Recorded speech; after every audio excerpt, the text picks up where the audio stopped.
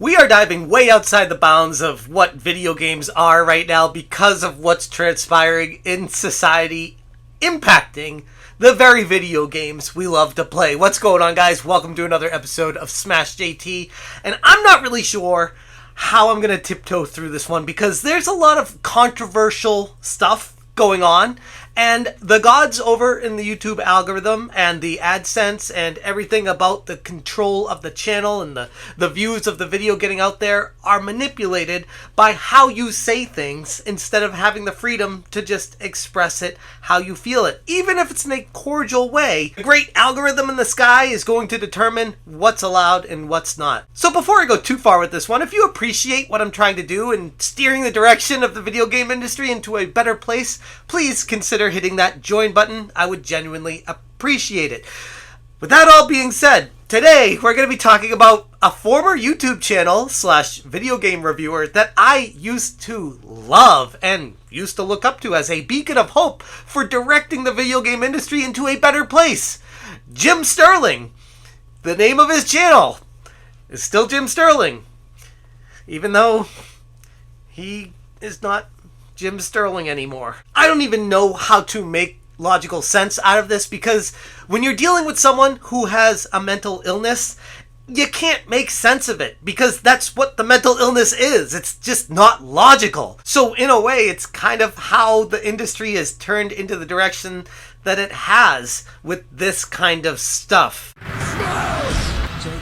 Hit that subscribe, give me a like, and check out SmashJT.com for the full, unfiltered article because I don't have to worry about what YouTube thinks of me when I have the freedom to talk about what I want on my website. And with that being said, Jim Sterling made a video talking about how the chins on modern AAA gaming is not a big deal and how even though all these characters clearly look like men and trans men and men in cosplay trying to pretend to be women, he tries to brush this off as not a big deal because women come in all shapes and sizes, which I'd agree they do. But wouldn't you think it's just a little bit too curious that there's a consistent stream and flow of this type of thing happening over and over and over and over and over and over again? Like, there's got to be a point that we get to where we're just like, hold up, this is not normal. Jim Sterling, a once prominent voice in the video game community and someone who I personally look to as a beacon of hope against the downfall of modern gaming, has taken a turn for the worse. It's left many gamers scratching their heads. Sterling, who now cosplays as a female, has made some bold claims about gamers and their understanding of what a woman is. It was both bitterly hilarious and entertainingly depressing to see such eager self-reports as angry nerds typed their outrage with hands that clearly had never so much as brushed a woman's cheek. Ugh, see? You see how easy it is you're making it. Okay, so apparently it's going to be one of these videos where he boils it down to, oh, because you don't know what a woman is, because you've never been with a woman, that's why this is a problem. Because you just want every girl to be completely bangable in your video games. That's why they need to have a normal female looking chin. Not because we don't want trans men in our games. No. That couldn't be it coming from a trans person who's telling people about why this is not a problem. Hey, I was a later. But when it comes to people who very clearly want some form of sexual contact, who are clearly very sexually frustrated, but they express that frustration with a hatred of women or a need to dominate women, or they just behave so fucking odious and obnoxious in a way that guarantees a bangless ballsack for many years to come. You know. Ha. This all flies completely in the face of our good friend Alyssa Mercante, who said that the gaming community is diverse naturally. You know what I want? What you really, really want?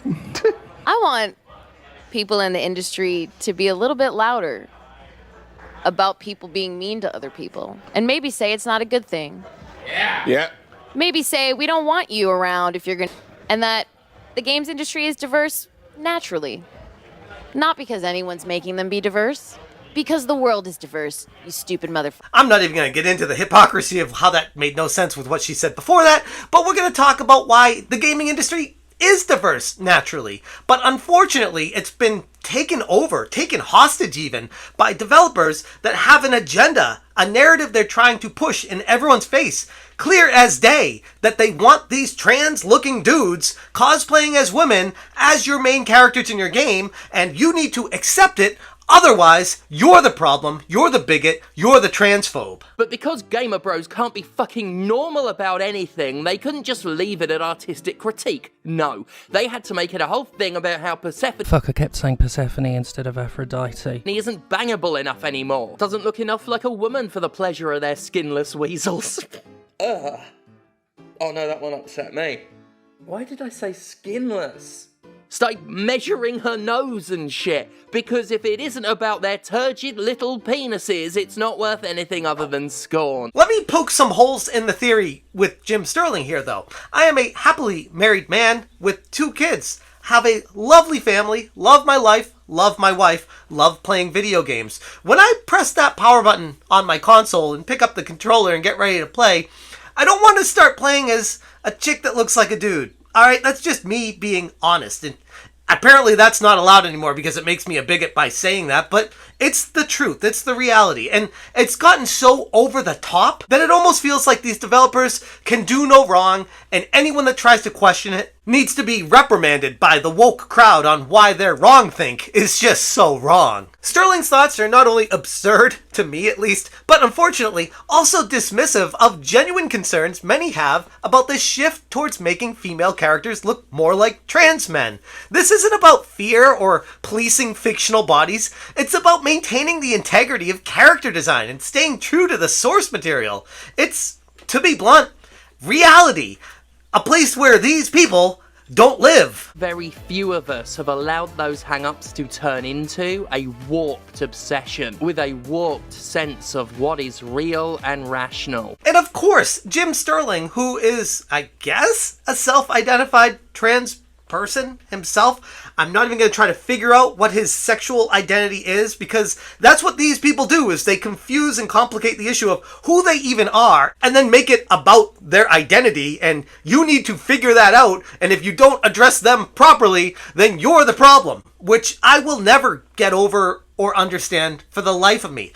I don't live in a fairy tale land. I don't live in make-believe. Like, you're a dude, alright? That is what it is. You can try to play dress up, you can cosplay all you want, but at the end of the day, you're still who you are, and you might not want to accept that or hear it, but it's the reality. But here's the problem with all of it, even if you want to live in this make-believe land. Looking at what's transpiring right now, especially with the chins and Chingate, as I guess we'll dub it right now, with what these developers are doing to make all these females look like dudes in cosplay. Of course, with Sterling's narrative going into it, he'd cling to it. And obviously, he demeans anyone who dares question it, suggesting that someone who questions the artistic direction has never been with a woman is not only a weak argument, but pathetically desperate. This kind of rhetoric only serves to shut down meaningful dialogue and further polarizes the community.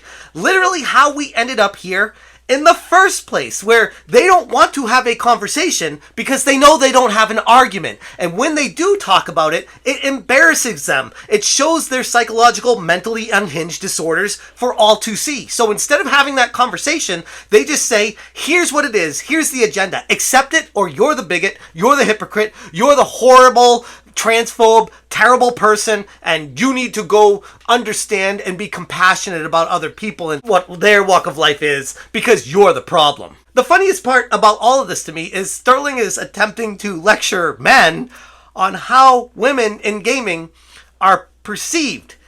A dude that cosplays as a girl is trying to tell men how to feel about women. I couldn't make this up if I tried. Sterling's latest tirade is a disappointing attempt to silence valid criticism under the guise of progressive thinking, which is what these types of people always do. The gaming community deserves better than to be told they're incapable of understanding women simply because they disagree with a particular artistic direction. And what the hell is the deal with this woke crowd always jumping to the, oh, you only want hot chicks in games because you want to bang your TV screen? It's like, I will never understand that one for the life of me. My wife is beautiful. It doesn't mean I want to play as an ugly chick in a game because I have a happy wife and beautiful wife in real life. Like, That, I don't understand that logic. Like, I guess if I was some incel in a basement that has never been with a girl and was begging my girls to be hot, I'm like, okay, maybe you could see that slice of people that would really want that.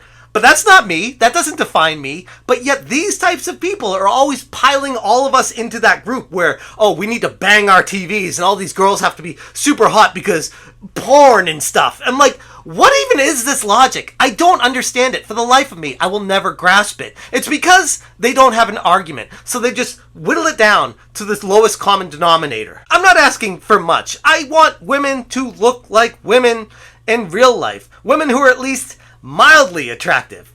They don't have to be like top 10 drop dead gorgeous models 10 out of 10 every single time. I don't need a Stellar Blade cookie cutter game every single time. But can we get at least like a mildly attractive female lead? Like if that's not too much to ask. And it doesn't even have to be every time, by the way. It's just a matter of, it seems like every time with these AAA games outside of Stellar Blade, that it is every time that they have this gigantic jaw and huge peach fuzz, which yes, I get. Women do have peach fuzz. But to make it so extreme to the point with a big jaw that we know what you're going for. We know what you're trying to do, devs. You're not fooling anybody. Not anyone that's not unhinged like you. We understand what a female is. What a girl is supposed to look like. What a girl in real life does look like. I don't want to bang my TV set while I'm playing the game, just as much as I don't want a not so subtle trans character being injected into the vast majority of AAA games that are out there right now. I just want to play a game and have a fun experience,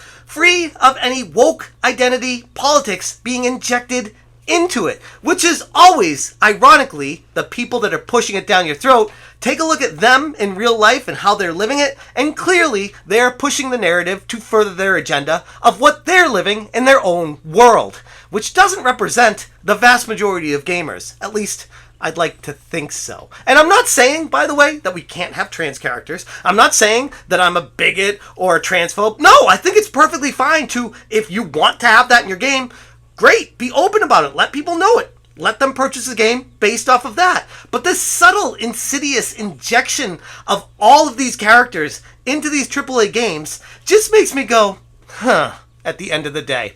I'm going to leave it there. If you guys want more information, check out smashjt.com for the full article breaking down this video in much further detail, giving much more thoughts on the situation. Again, if you guys appreciate what I'm doing here, hit that join button. Thank you so much for watching, and as always, do stay smashing. Oh yes, the chuds are measuring facial features now and determining which one's boy and which one's girl. You know what? I had a whole monologue here, but I ain't getting a better ending than that. Smash JT. Smash JT.